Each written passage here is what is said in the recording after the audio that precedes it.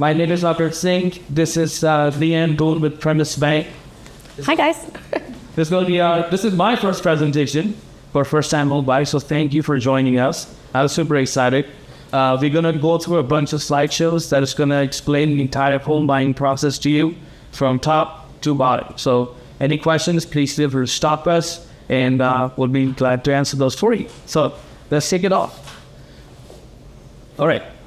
We are at Realty Texas. This is a brokerage that has almost 100 years of experience, a team that is very, very competent, close tons of deals every year. So you have, our broker Jack has built the entire tech stack, right here for us. Matter of fact, that's why you're here presenting, because all of this tech in most brokerages, you won't have it. So you get that from the start when you come into this place. All right. I'm your dedicated realtor. David's dedicated realtor. I'm the one that's presenting. And we are specialists in first-time buyers. What does that mean?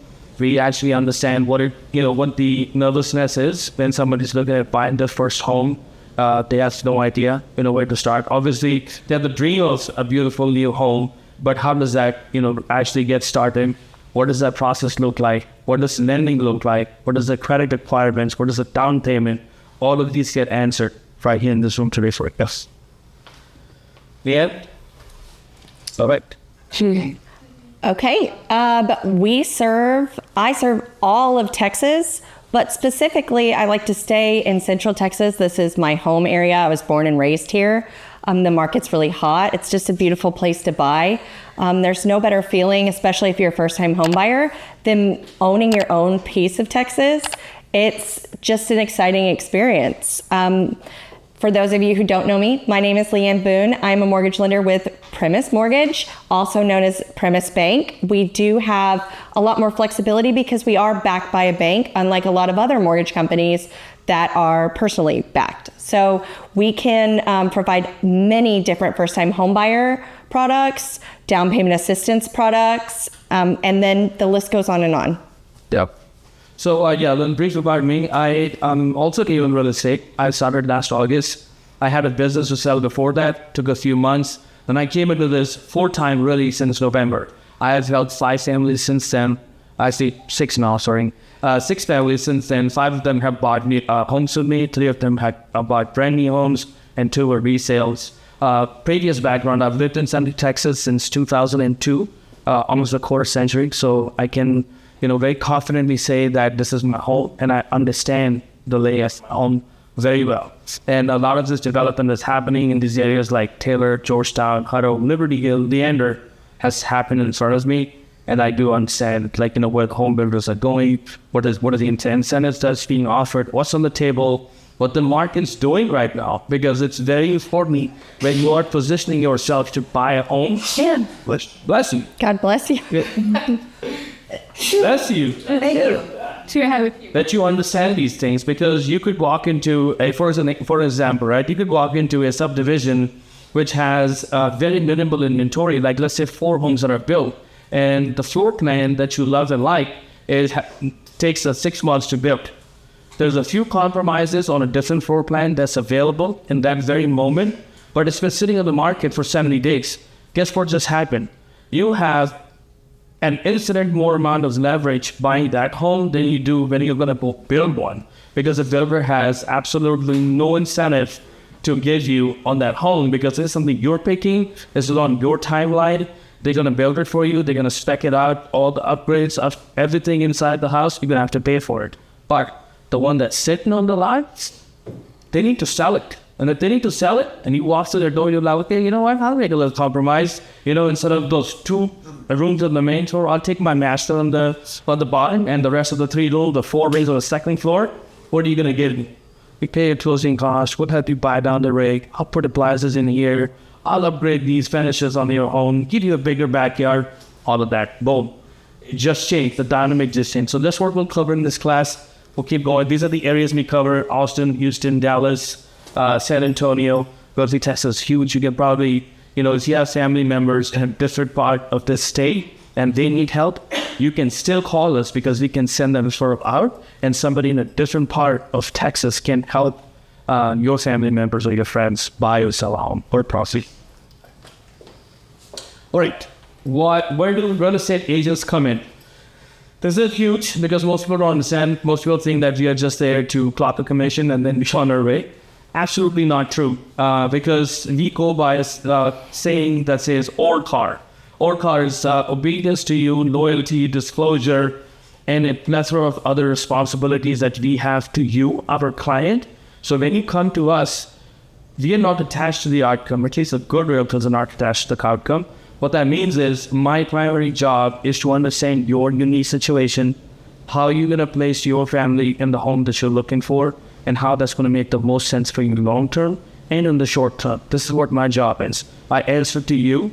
I follow your directions. I bring my market intelligence to assist you in making decisions. I do not tell you what decisions to ever make. These are yours and yours alone. This is what the job of a realtor is. Don't let anybody tell me any different. If somebody's pushing you to go do something, they are out of their bounds. That is not within their scope of work. Can you go back, please? Thanks. I will negotiate with the sellers for our compensation at Realty Texas. When you're buying a home, our commission is 3%. What that means that I will negotiate. So in case of a builder, let's talk about a builder, right? I'll go to a builder, you like a home over there. They'll be like, okay, well, this home is for this much, and the broker compensation is 3%. No problem. We are paid. We'll get the home. The seller will compensate you, the buyer, because it's your buyer's responsibility to pay the broker's fee when you're buying a home. The 3% comes from your pocket. But it is my job to go and negotiate with the sellers, the builders, to get those 3% reimbursed to you so it doesn't come out of your pocket.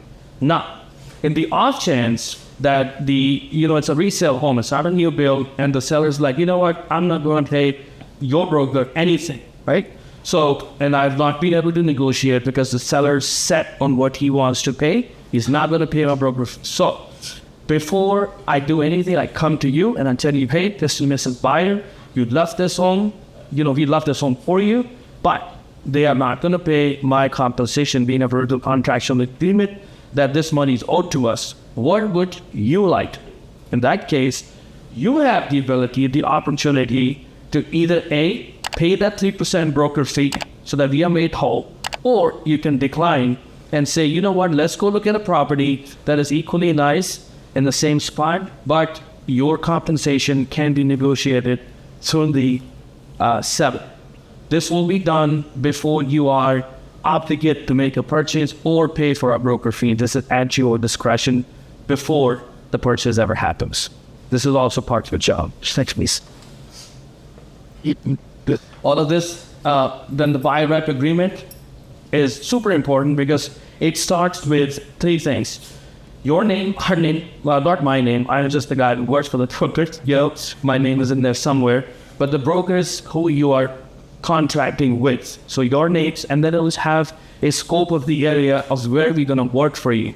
I cannot put the whole state of Texas because I'm not competent to go work in, let's say, in the valley. I've never lived there. I don't know the place. I've probably never even been there. So I cannot possibly setting a home there. So I'll put based on my competencies, I'll put the market areas for you that you can come and we'll service this for you. It will list what you're paying us if you're buying a home, and then all our responsibilities and disclosures, which include your protections, what brokerage services are about, would be listed on that piece of paper. And you want to fill anything in here? Sure. This is extremely important to get signed up front because some loan products will require us to receive a copy of this. So specifically VA loans, that's one of the first things that we'll ask your representation. We'll reach out to your realtor and say, do you have the buyer's rep? Can you send it over to us? It's now a requirement for VA. So getting this done up front alleviates any of that who's paying who, what's happening. And then that way you guys can confidently go shop knowing, hey, if I find a house and the seller's not going to pay for it, I know I'm responsible for this. And then you can let your lender know, hey, I really want to move forward with this, but the seller's not going to cover that. I now have to cover that. Can you tell me what my numbers look like? Payment-wise, closing cost-wise, if I had to pay this. So it all starts with this, because this will determine kind of what your comfort zone is. You can say, hey, I have to find a house that I will not pay for this. I don't have it in my closing cost. And then that way your representation does comfortably know what houses they can show you and go from there. Totally. And go ahead, yes. And so this form, this is the agreement that you signed to hire me to go to work for you. And so we stuck everything out right there so that y'all know what my responsibilities are and what your responsibilities are. That's the buyer representation. Is that correct? Yes. Yes. 100%. Think of this form like, a lot of people get scared. Oh, I got to go sign a contract. Yes, it is. It is that. But this is protections for you, because we can only work within a set of guidelines that is actually created to protect our consumers and also us, right? Because you also want to get paid at the end of the day, but we'll work to get to that claim. Does anybody know if it is required to be signed before you look at houses, or if you're able to look at houses with an agent without signing it? Anybody know the answer? It could be anybody in this room. Anybody? No? Do one of the agents want to answer that in the room? Hey? It has to be signed. It has to be signed. It has to be signed. Okay, well, let's do, we got 2 prizes. I'm giving away prizes, so. And then even if you don't know the answer, fake it till you make it and you'll get a participation prize. I've got sanitizer, I've got wallet, yeah, okay. You got sanitizer, wallet, and then little clips. Come in, there you go. There's more opportunity for prizes, so. As you can see, I've got tons. Okay. All right, next slide, please. Seller's disclosures notice: when you're buying a home that is a resale property, the current owner is required to give you a condition statement of what that home, the condition of the home is. It will list every defect, everything about the house, and if it is not, then there's an inspection period that will kind of go deeper into this. Seller's disclosure notice is super important because it tells you what all needs to be replaced or fixed, or what is new, what's not on that home, especially on the older homes. That is a negotiating point for your expert to go in there and be able to position your offer in a manner that is going to be most befitting for that property, because it aligns with what the condition of the property is. Seller's disclosure notice, super important. The beauty of that is that both agents also are required, if we see something, we have to disclose it to you. So by using agents, you're getting a second, 2 sets of eyes. Hold on a sec. We disclose what we see. So the seller gives us a list, and then you walk through, and if you see something that the seller didn't. I have to point that out to you. And so does their agent as well. By signing these agreements, you bind us to full disclose everything we know about the house. So this is where you find out if anybody ever was still in the house and all that stuff. Yeah. There are certain events. There are certain events that happen that have to be disclosed, stigmatized.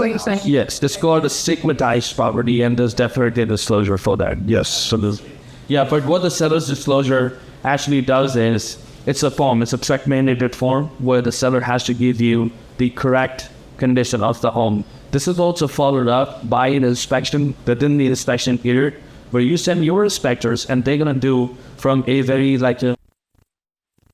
whole time, and then you can match it up with everything that's on there, request for repairs, or ask the compensation to get those things repaired or replaced in the home. And to piggyback off of that too, the seller's disclosure will tell you what type of foundation it is, what type of property, if it's a manufactured home, if it's ever been a manufactured home, because sometimes people will have a manufactured home and then they build around it and it no longer looks like one, but from a financing standpoint, once a manufactured home, always one. So it's something we'll find out later. It's easier if you have this seller's disclosure handy so we can know upfront so our financing is set to move forward. It's also super important because it'll tell you, to the best of the seller's knowledge, the roof age, and whether or not it's on septic or city water, and then well. So there are a lot of things in there that are just, again, to the best of the seller's knowledge, the fine-tuned details that you would want to know. This house and what repairs have been done and when was the last time it's been upgraded and things. So Yeah, let's put it this way, if the roof is missing and the seller, the roof is like 2 years old, the Yes. notice is probably not accurate. So that's Exactly. and the HOA and addendum and resale certificate. So HOA addendum is basically a list of guidelines for that community, how it's managed by the property management company. There are some that don't have it. Obviously, this will not apply. The resale certificate actually checks off that all the guidelines within that HOA addendum have been met for this property. Now, I want to make sure y'all, when we say TREC, do you know what we're talking about? The Texas Real Estate Commission. It's the governing body that's set up to enforce. So when you hear something TREC, that means that's the Texas Real Estate Commission that made that form or has that regulation that we have to follow. HOA is Homeowners Association. I'll break the rest of them down for you because I forget that mud pit for us is just mud pit. Mud is actually Yes. the municipal utility district, and pit is a public district. So the difference between the two is the first one is made by the government, which basically mandates the upkeep of how you get the water to your home and how the sidewalks are maintained, all of that. They're done. This is done by the city, that's done by the government. You pay money for go and protest your taxes when the time comes so that you can actually save all that. Yes. Survey and T47 affidavit, two very different things. These apply to homes that have been lived in. They are resale homes. Survey is the actual plot of your home, the meets and bounds, the actual infrastructure, what the size is, where the log line ends, where the fencing ends, all of that good stuff. T47 affidavit is actually the seller telling you that there have been no changes made from that survey to the time that they have lived in. There's a notarized statement then affirming and swearing that there have been no changes. So if a pool's been built and it wasn't on the initial survey, that T47 can't be signed because they know there's been structural changes. There's now a pool on there, or maybe they built a big shop and that's not on the existing survey. The title company and the lender will survey to be done, and that's something that can be negotiated during your contract period. So. And you will need a new survey. Yes. Next week's. Okay, home buying roadmap. First is the preparation, like it says on there, house hunting transaction. I'll go into all of this. Closing, typical timeline, which can change, very drastically depending on the situation. Once under contract, I guess so change at that point. So next week's. Preparation that's what we're doing right now. Typically, David, Hershey, all sit down and do either an in-person or a Zoom call with you, where we'll go over and understand your exact specifics as to what you're looking in a home, break down the entire process for you. That's step one, is the consultation. Let me go back up, please. And then it goes to house hunting, which will also come from that initial meeting, where we would have discerned what area you want to be in, what makes most sense to you, from whatever logistical standpoint. Then it is a transaction where Leigh Ann comes in, and you start with pre-approval, which Leigh Ann will talk about. For the pre-approval. Yes. Are we going to the next slide? Yeah, we can go next. Okay, so pre-qualification and choosing a lender, it's extremely important to shop around for lenders up front, because you want to feel confident that the person that's handling your your finances, that knows all of your spending habits your entire life, is somebody that you trust. I love this part because I'm very competitive and I know that I just go above and beyond. So I'm like very confident, go shop, come on back, I've got you. But pre-approved is going to make you very stronger. If you're going to go put in an offer, you want to make sure you're pre-approved ahead of time. Not only does it look good to the seller that you have that pre-approval letter from the lender, but you guys can confidently buy knowing your price range. You can know your monthly payment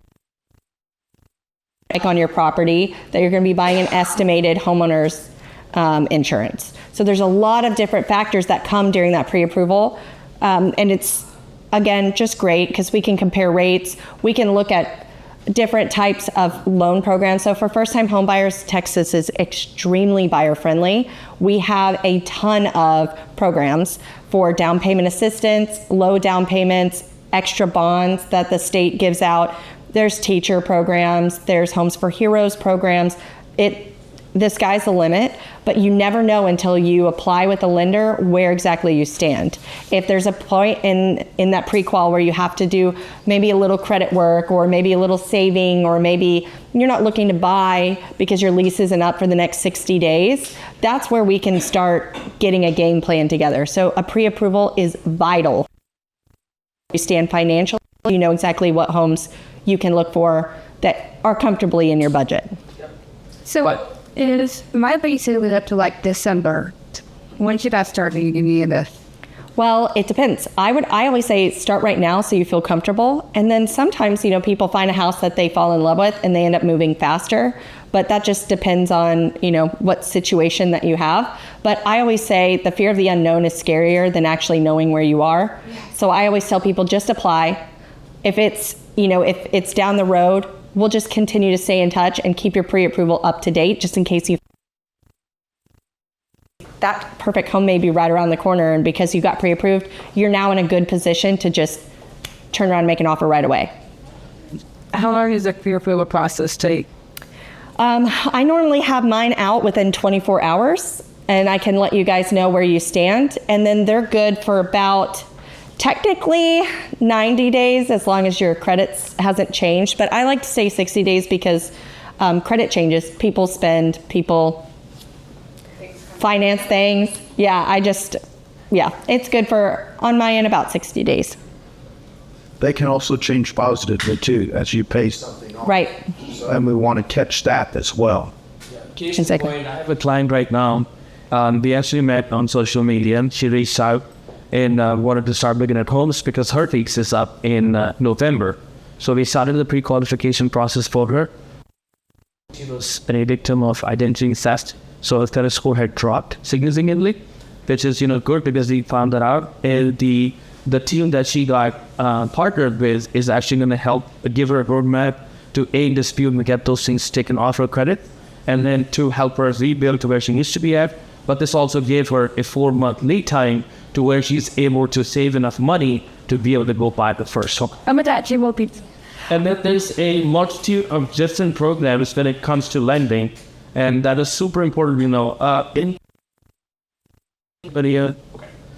There's loans for VA loans for veterans, and there's FHA for first-time home buyers. There's conventional loans, USDA if you're in an area which is USDA certified or qualified. Like you have some places in Jarrett, Liberty Hill, Yes. Taylor. Matter of fact, you can go in, and what USDA allows you to do is you can get a zero down program if qualified for the specific area. So it's very important to shop for specifics based on your actual situation. And then piggybacking off the USDA, if the home you guys find is in a USDA zoned area and your income qualifies for the program, you can also stack on one of those Texas down payment assistance programs. The assistance isn't just for down payment, it can be for closing costs too. So you can layer them together. So essentially coming into buying a home with no money out of pocket. Imagine that, no money out of pocket. Yes. How many of us think that we need like 20% down to be able to buy a home? By raise of heads. Yes, you definitely do not. I think they all need goodies for this because that is Yes. wrong. You do not need. Well, anytime we ask a question, if you guys answer, we got some goodies. But you definitely don't need 20% down. Again, the FHA programs, you don't have to be, so yes, and then there's like some goodies. Oh yeah, you're gonna change it out? Swapping out. Swap it out, we got it. It's sanitizer. And then there's like a little magnetic clip. She's coming around, lady. Keep coming around. Okay. Oh yeah, coming. Oh, did you answer? Did you guys raise your hand for the 20%? And how shocked were you that you don't have to have 20% down? That's it, Celine. Thank you, Jeffy. Get true. I Perfect. would love for everybody to you guys wanna- understand that the number one reason most people do not ever start their home buying process is because the strict information is like 20% down, that you need to have above perfect credit scores. Look, There's programs in Texas right now for lending. You could have a 580 credit score. Depending on the loan program, and your clocks, it doesn't matter because credit score is just one part of the equation. Debt to income ratios, your tenure at your job, they're a myriad of things that actually come together and allow you to get and obtain a mortgage to buy. Right. And what credit score?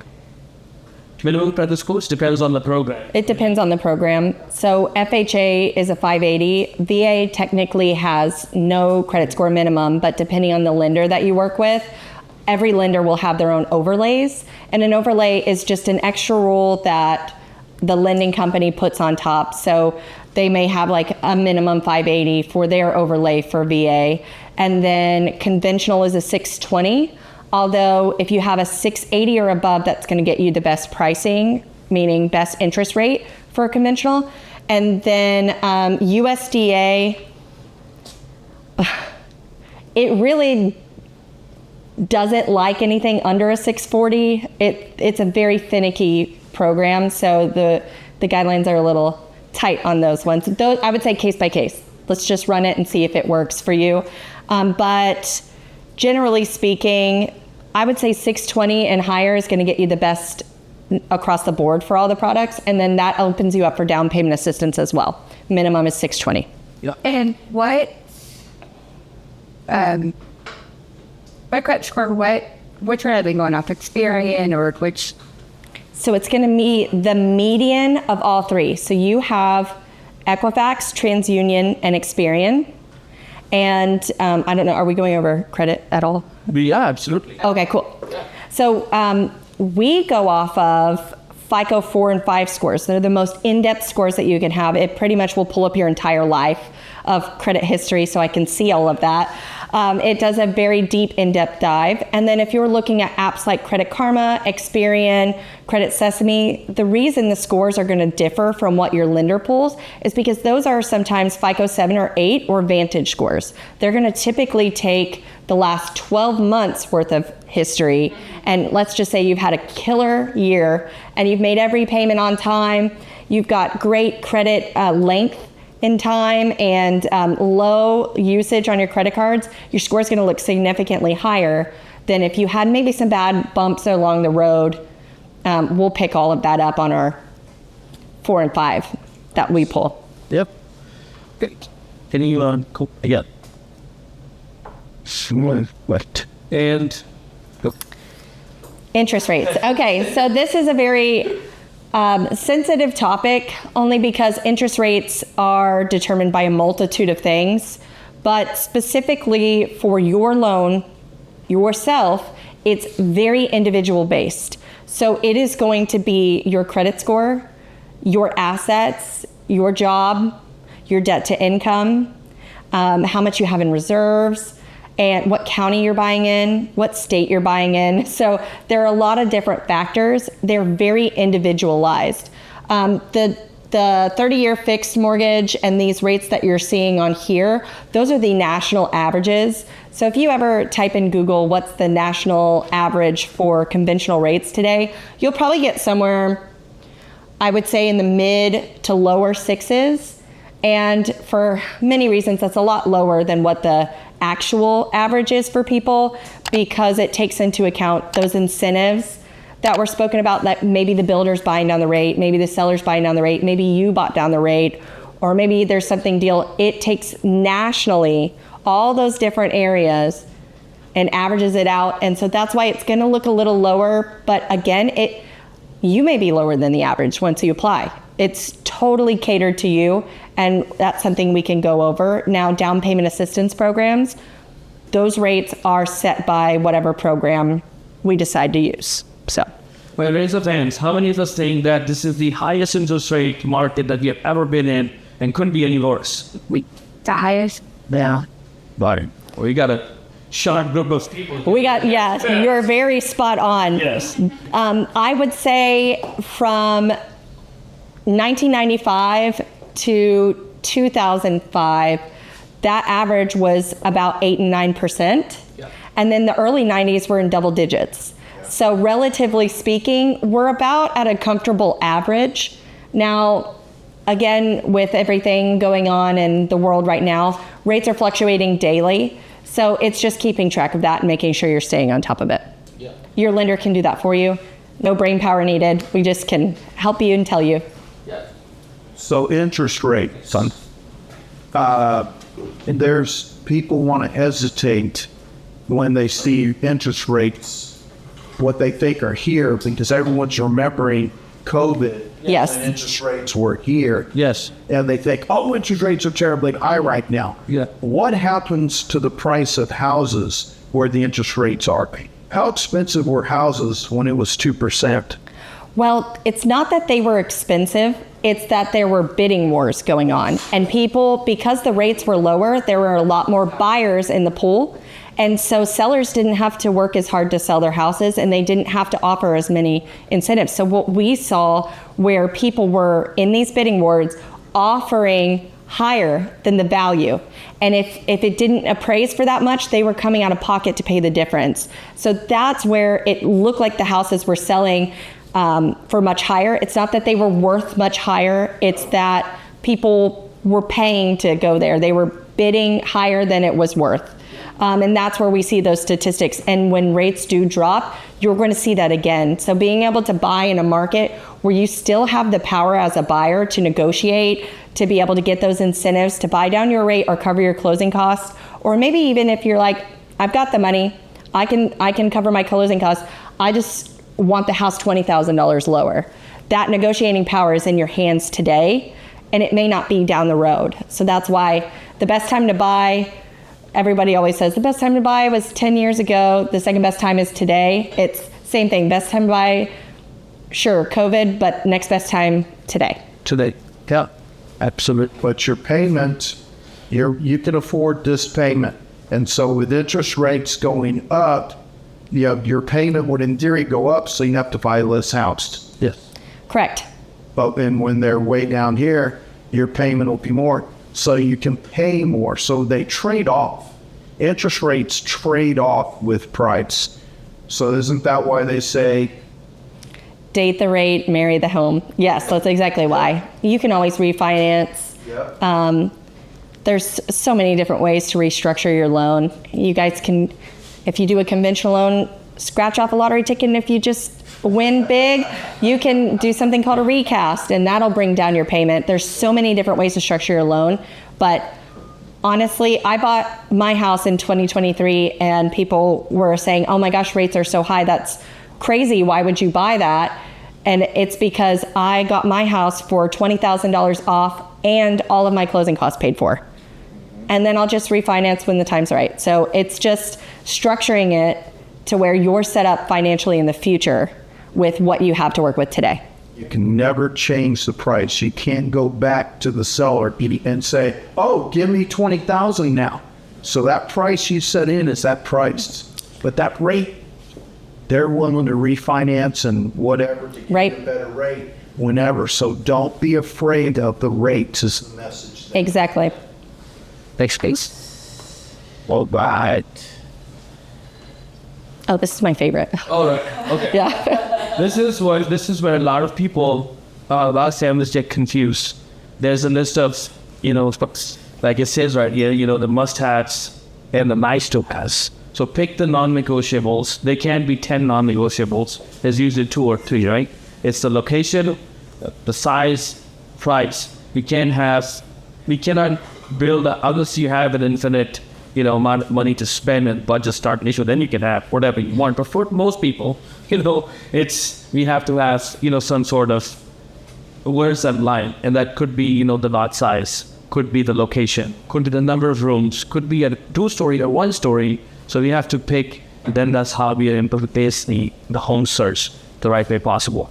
MLS alerts. MLS is the multiple listing service. What that means is every home that is in the state of Texas being sold or bought or leased is on a listing service, which allows you to go and see that home, the specifications, the money being asked for it, and how many days it's been on the market. And that list, based on what we have decided that you want to look at, will be sent to you.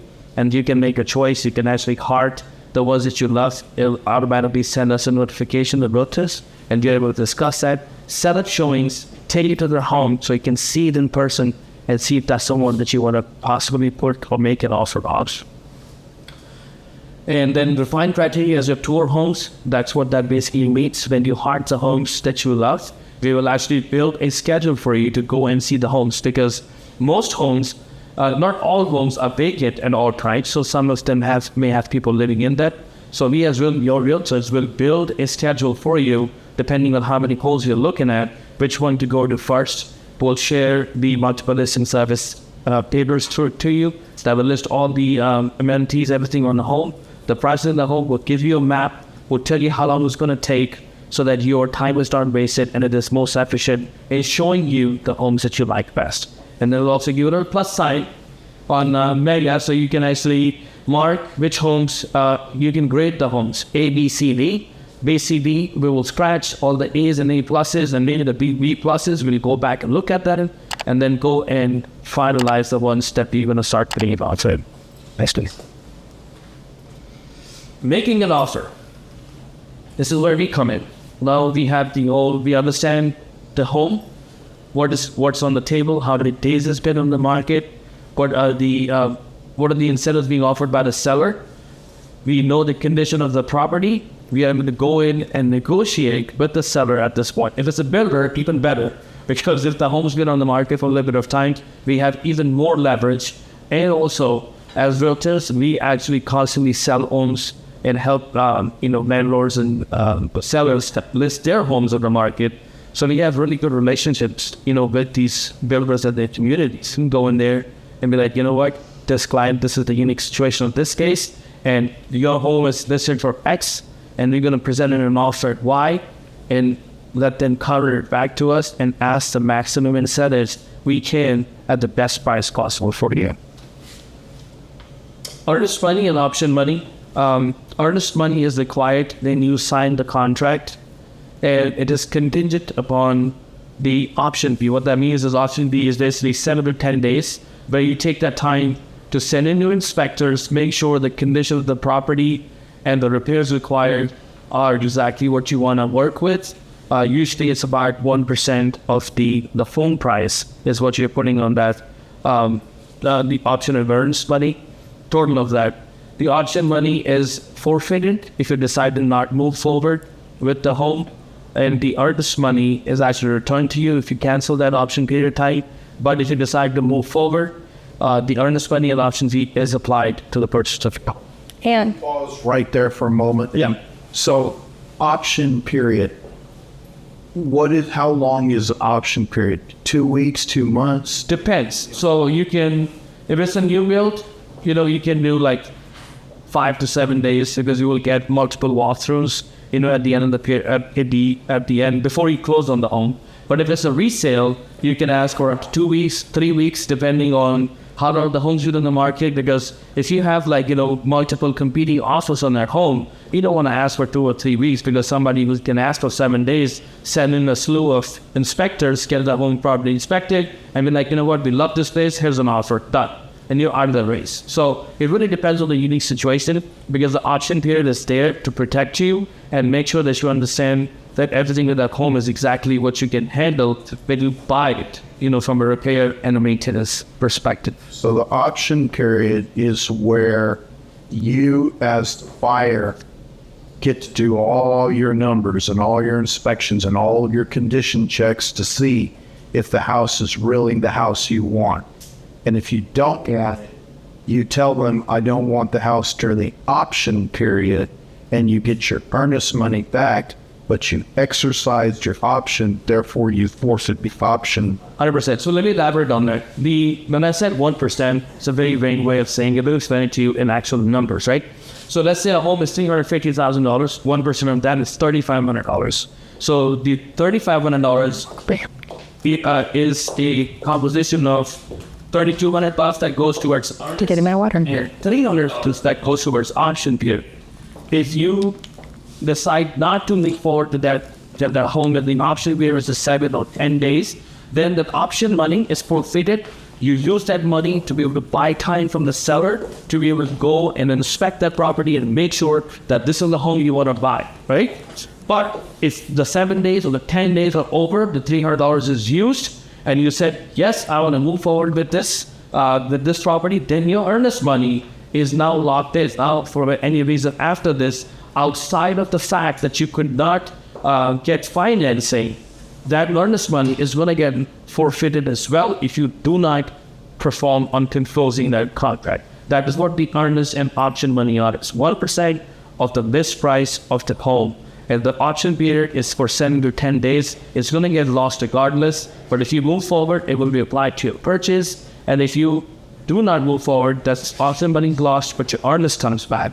But if you use the option period and you move forward to the contract, if other than not being able to obtain financing, if you don't perform on the contract, let's say you have a change of heart, you know what, my spouse and I are not getting along, we don't want to buy a home together, and you're midway in that contract, that the rest of that $3,200 of earnest money is also going to be forfeited. It's not going to get paid back, it's going to go to this person for having wasted their time and not performing on the contract.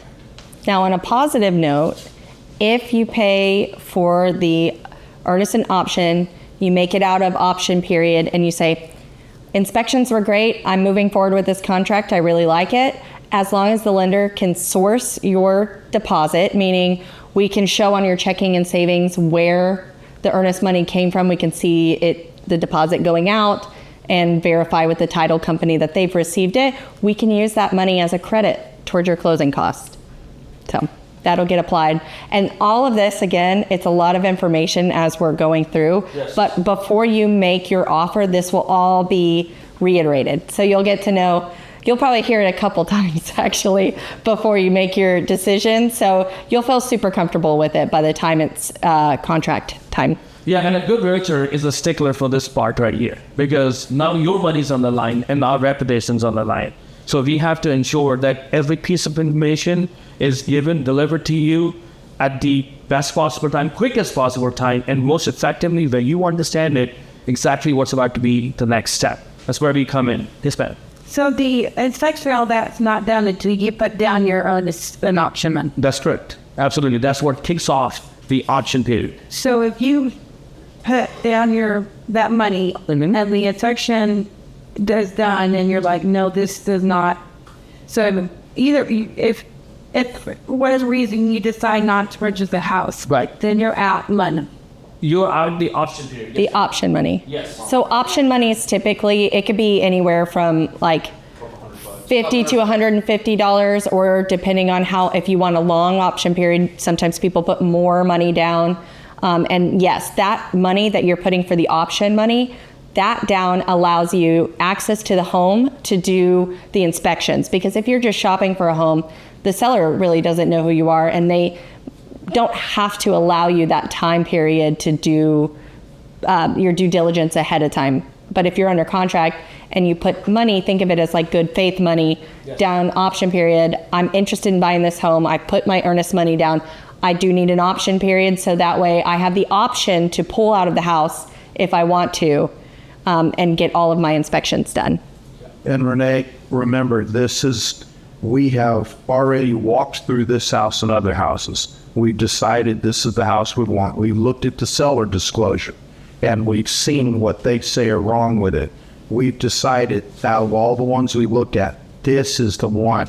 So before we put earnest money down, we are submitting a contract on the one we want. So we're not just having to throw money at every house. Okay. We decided on the one we want. Yes. Based on our own eyes walking through it and what the seller has told us about it. And when we feel like this is the one, that's the only time we go to earnest money and option. That is when we think we're at the one, and we have that option in case we were wrong. And this isn't the one because we found something out.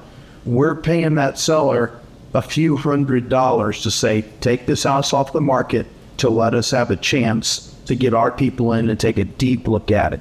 And so we're paying them for that right. And does this take place like after you are approved or pre-approved? Like, is this money that would come out of our pocket or out of the loans?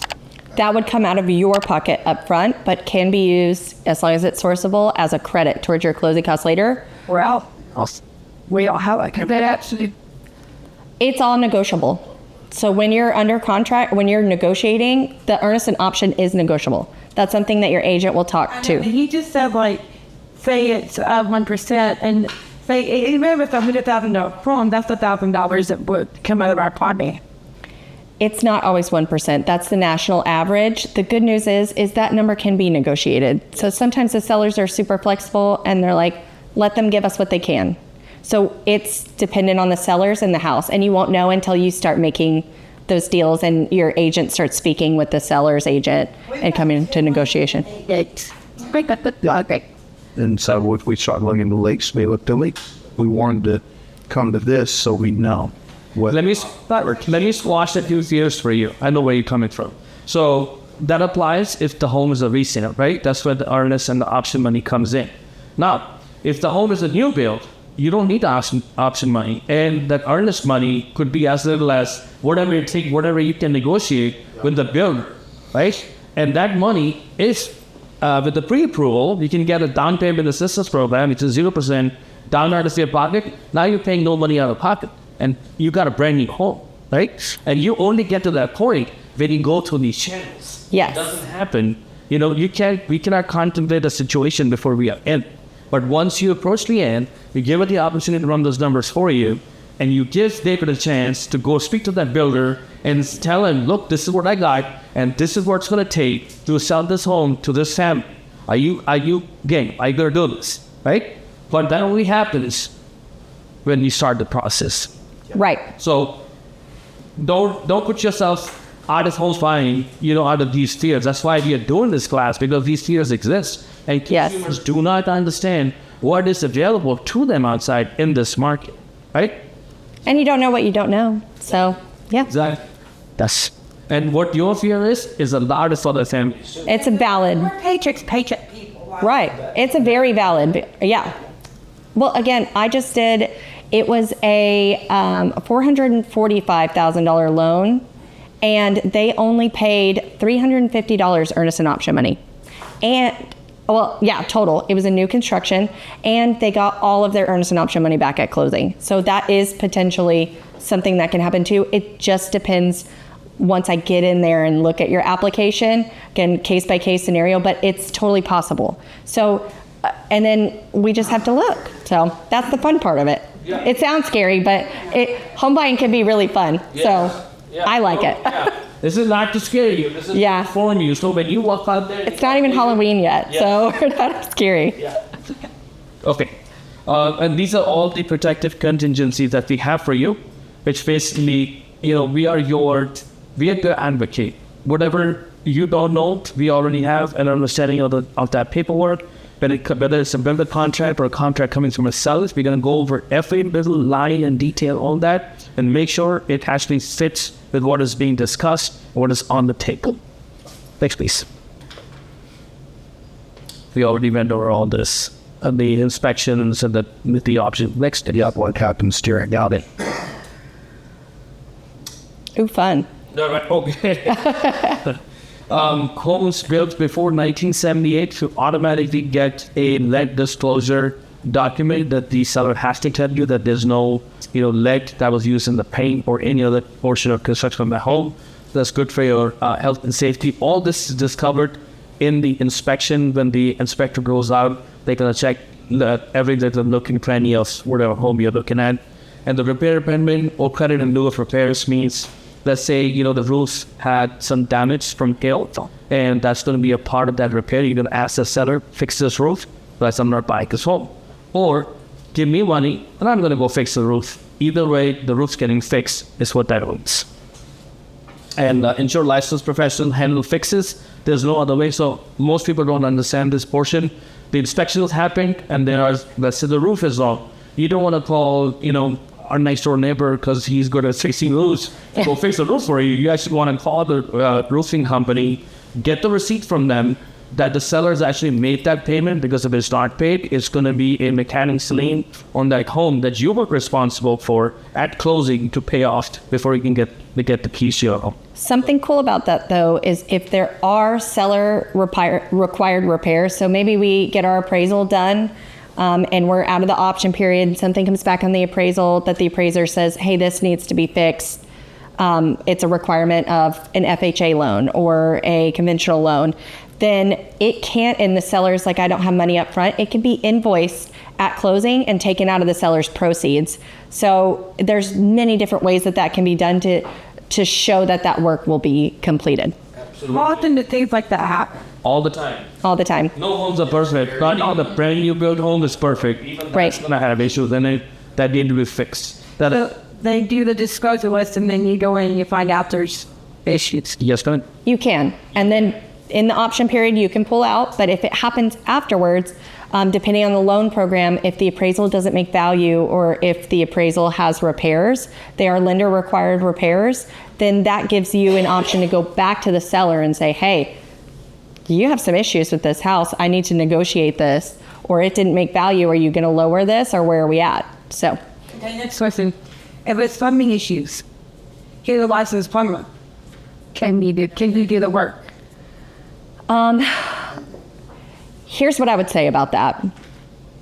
I would never and will never tell somebody to spend their time, money, or energy completing repairs on a house that they don't own.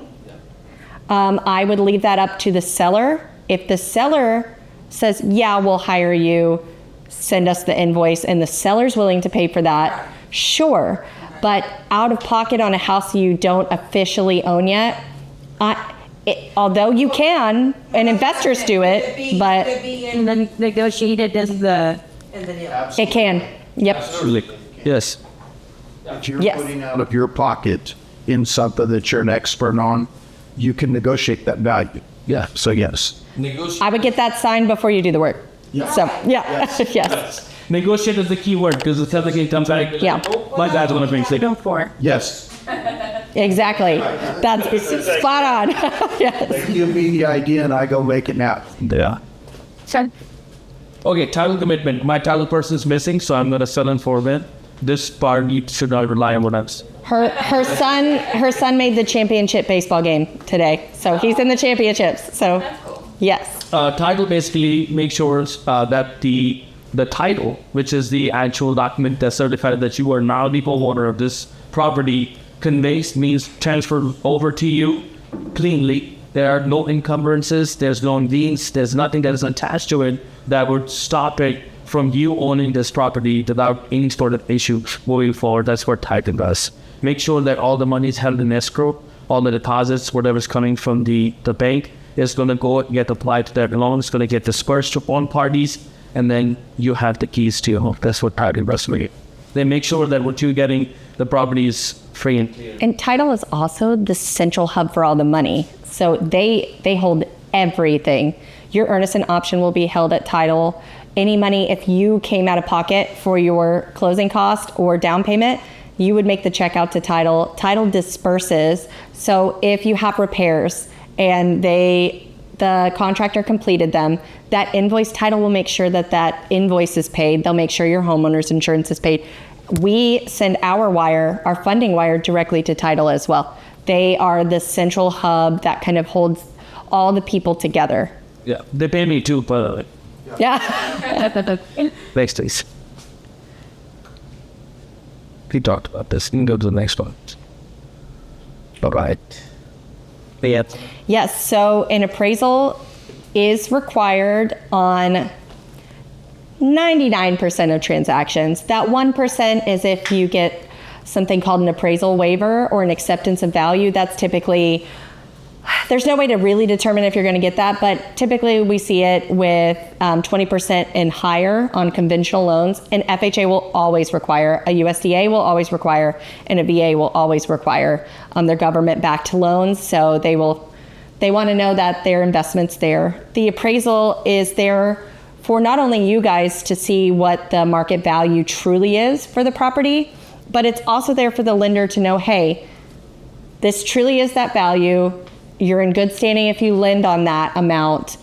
And here's all the specs and scopes. Now, difference between an appraisal and an inspection, an appraiser is not going to get down on hands and knees and crawl under the crawl space all the time. They may have some sort of technology they might use to do that, but they're more market analysis and making sure your items work. They'll let us know well situations too, and if we need a well inspection. So they'll determine lender required repairs. So pretty much an appraiser will go out. They want to know, is this house secure?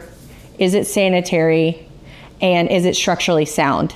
So that way they can report back to the lender and say, you're good to lend on this. If it's not, it'll be a lender required repair. And we go back to the drawing board and negotiate who will cover that cost. Yep.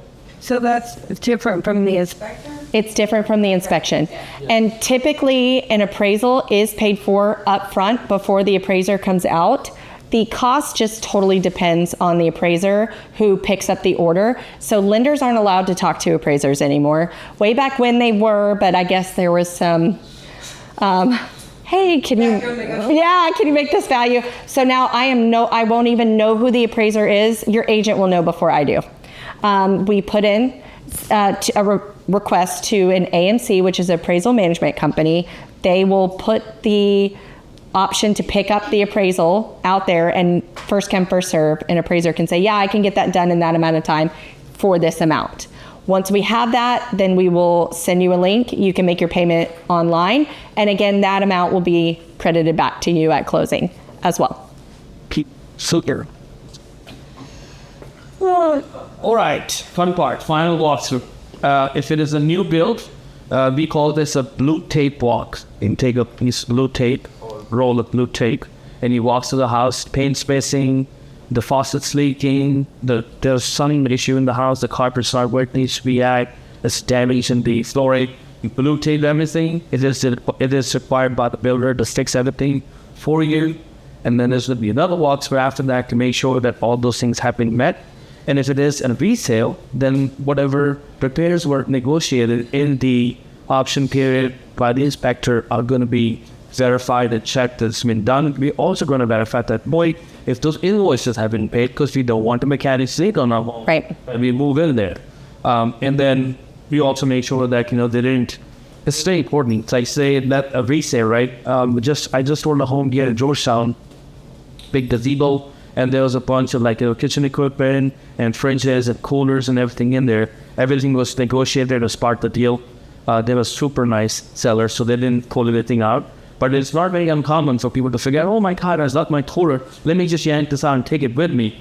But you can't yank it out with you because it was written in the non-realty addendum that this is going to come away with the house. So final walkthrough, you check all of that. No fans are missing. The front door is actually there.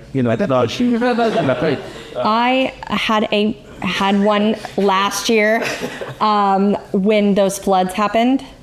The final walkthrough was that same week in July last year.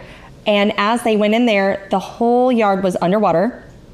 They had to pry the door open because it was so full of water. And when they went, the house was just completely submerged. And I say completely submerged. I mean, I think it was maybe about 2 feet high, which is, but luckily the way it was a multi-level house, so it was only in the kitchen and living room. They pulled all of that out. The seller paid to have a dehumidifying company come pull the drywall out, fix everything, and then did a mold test, and everything passed, and they are a year into their house now and are very happy. But had they not went to that final inspection, nobody would have known that the house was affected by that because it's not even in a floodplain. It was just a 100-year random flood. Yep. So, yeah, do your final walkthroughs. Yeah. Very important. Okay, home warranty. You purchase this $500 to $700. If it's a new build, you automatically used to get 1 year, 2 year, and 10 year. 1 year was everything inside the house. Anything went wrong, you'd call them. They'd come out and they'd fix it at the 11th month mark. Not you wouldn't call them all the time. Make a note of it. At the 11th month mark, they would come and they'll make all the necessary repairs for you. 2 years was for appliances, all the fridge, washer, dryers, everything that they put in the home for you. And 10 year for the foundation. So if you had any issues with the foundations in the first 10 years, the builder is responsible to come out and do a warranty claim on it, fix it for us. It is changing across the board for new builds. It's going from 1, 2 to 6 years for the foundation. So just be mindful of that. We are in a changing, very changing environment for new builds. And when it comes to a resale, that means to start a new build home, you buy a home, you file a home warranty so that you have any issues moving forward, it goes get repaired and taken care of. Like instead of working on the car. Therefore, Pretty much. Yes. Only nobody calls you 24/7. Exactly. Yes. and the new build at the end of the 6 years, can you pay for, like, You sure can. okay. You can renew it. You can switch companies. It's really catered to you. They'll call you too and say, hey, it's about to expire. Do you want to renew with us? Or they'll send you a letter in the mail. But I just had somebody, we closed his loan at the beginning of last year, and he just called me the other day, and it was so sweet. I was on a walk, and he said, sitting in my home, it's been well over a year, I'm still in love with it, and he goes, and I wanted to let you know that with the home warranty, the seller paid for their home warranty. He said with that home warranty, they were able to get a brand new AC system, because the other one went out right when they moved in. The home warranty swept in and got them a brand new AC system, and he was like, I'm just still so happy. I was like, yay! He put chickens, he's got all kinds of fun stuff on there, but yeah. Okay, next slide, please. And then finally, it's closing day. I changed my mind. This is my favorite. All right. This is my favorite, yeah. Closing day is one of the best feelings in the world. When you get that call from, hopefully me, that says you are clear to close, your agent will schedule closing with the title company and with you guys to find a best time that works for you, and the seller as well. And you, again, if you are coming out of pocket, let's say you're putting money down or you're coming with your closing costs, you'll write the check or wire it to the title company. You'll make sure you always have to bring your ID and it matches the loan paperwork, but we do check that ahead of time. We send them copies of what we have, so that way we're balanced and ready to go. But that'll be the hub of where you sign your closing documents. The lender will send over all of their required paperwork. The title company will have anything that they require when it comes to like title related paperwork, and we kind of fuse them together in one big packet.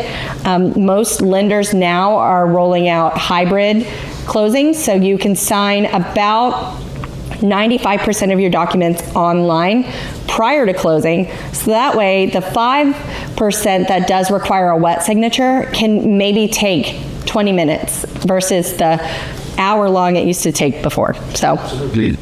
And be mindful when you get to the title company to sign your documents, it's going to be about 2,000 signatures. So unless you do it online.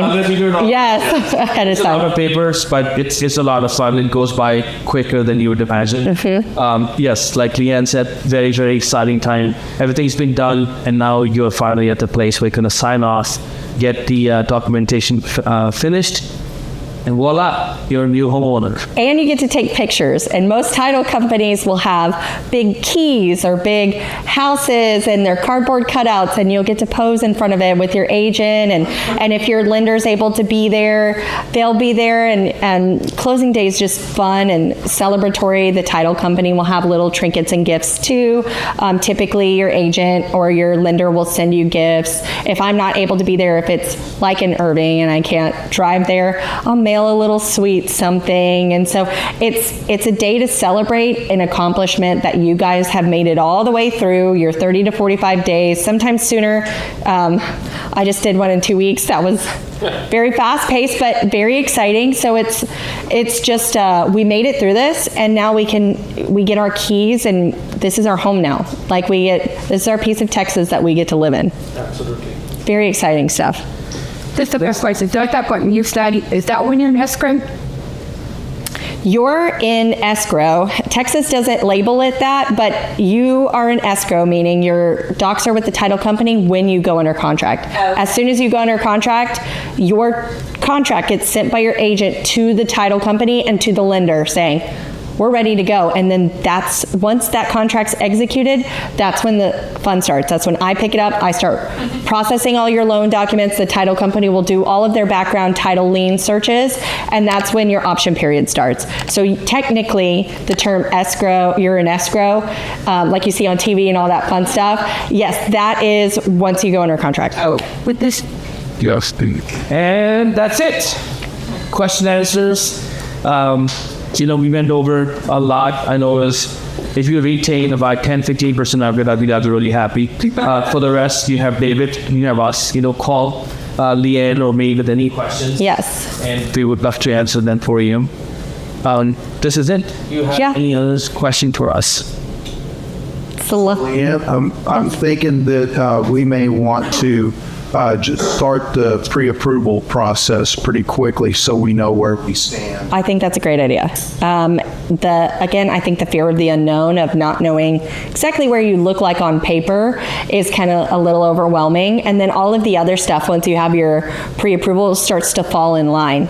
You have a clear idea of where you are financially and where you are comfortable with monthly payment.